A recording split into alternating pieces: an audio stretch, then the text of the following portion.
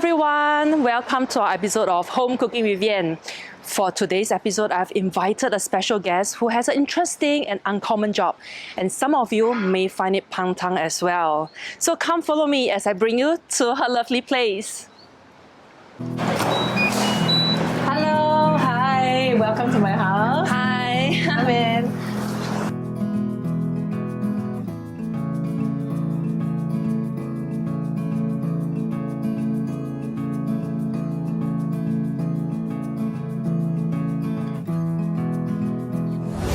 Hi everyone, so I'm into Jenny's place now. Jenny, hello. Hi, Yen. Hi, everyone. And I've prepared for you our blood nourishing Angelica root herbal soup, 当归养血汤. And it also has anti-inflammatory benefits. So all these are suitable for mothers who are just postpartum, and even for mothers who can drink them on a regular basis. I really need that. I have 3 kids and I'm so tired every day. So 真的需要补一下. Yeah, I'm sure. Yeah. For mothers who are tired, who often feel cold, who are pale, yeah, this is suitable for you to drink. I would like to introduce 3 main ingredients in this soup today. And this is Huang Qi, helps with qi boosting, and Dangshen also, Conopsis root.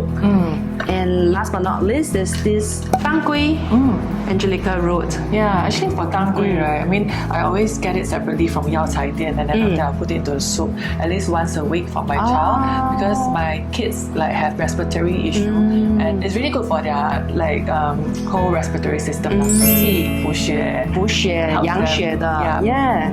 So this blood nourishing Angelica root herbal soup is actually one of the soup arrangement in our confinement postpartum soup package. So if you do remember drinking it cooked with black chicken, yeah, you will know how it tastes like. So I just want to ask you, did you prepare the soup during your confinement, or you have got a confinement nanny that helps? I do have a confinement nanny to help, but for myself, my family loves soup, so we cook soup a lot even before confinement. Yeah. And next will be the protein, the next ingredient that we need. And today I prepared black chicken for you. So here you go. Do you take the head? Do you normally cut off the head, or do you eat the head? I don't usually see the head in my soup actually. I think we will chop off the head. Okay, can. I've actually washed it and prepared this chicken already.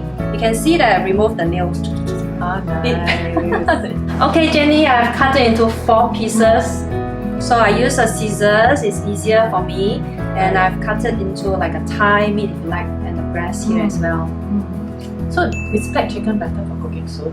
Oh yeah, it is higher in antioxidants as well as higher in protein than other normal chicken. It tastes very savory. So Oh, I very always eat the sweet. meat as well. Yeah, it's very tender, right? Yeah. Okay, so next step will be to prepare the pot of water, to boil it, and we can add all the ingredients inside. Okay, that's it. So Jenny, for today's soup, right, what pot will we be using? So we'll be using this clay pot. Yeah, I think clay pot is really good for cooking soup because it retains the heat better. And I mean, my parents always tells me that using clay pot to cook, the soup is more savory. It's much better. So yeah, we also follow through. It is crock pot made of natural material. I also like to use this. I have one of this at home, in fact. It's really good. It heats it very well. Okay, so we use this crock pot today at Jenny's place, and with direct boiling, it takes about 1 hour of cooking process. Okay. Yeah, and usually to cover up the ingredients is about 1 liter of water as well. So if you don't have a measuring cup, I'll usually use a mug. I have this one at home as well. 4 cups of this is equivalent to 1 liter of water. Oh, is it? I didn't know that. Now I know. Okay, so we have washed the herbs already, waiting for the water to boil, then we can add it in now. Yeah, and I want to ask you, like, do we actually need to wash the herbs before putting in the soup? Because I know a lot of people don't wash their herbs. Oh, really? They just put it straight from the package. Okay, I will wash it because it's being dry and being managed with dirt and all. So a quick rinse to get rid of all those impurities will be recommended. Even the goji berry. Yeah, I do wash them. Quick rinse. Okay, but for goji berry, right? I mean, I always see in recipe book they always say that put it last.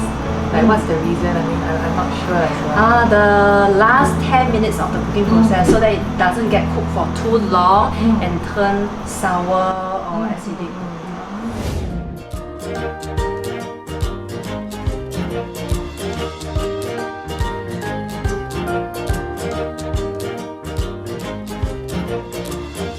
Alright, so Jenny, what have you prepared for us today?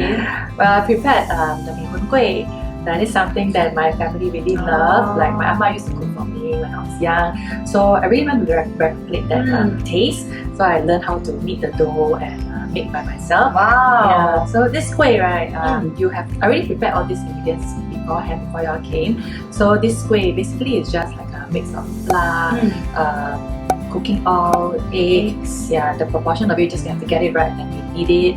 Wow. And after that you knead already, you know, use your hand to pull and throw it into the boiling water. When it floats up, you can dish it up and put it aside first. So these are all the ingredients that have been pre-cooked beforehand. I put it aside, and I've also prepared like a soup stock. The soup stock, very simple ingredients that you have at home, like soya bean, ikan bilis. If you want it sweeter, you can just add a bit of rock sugar.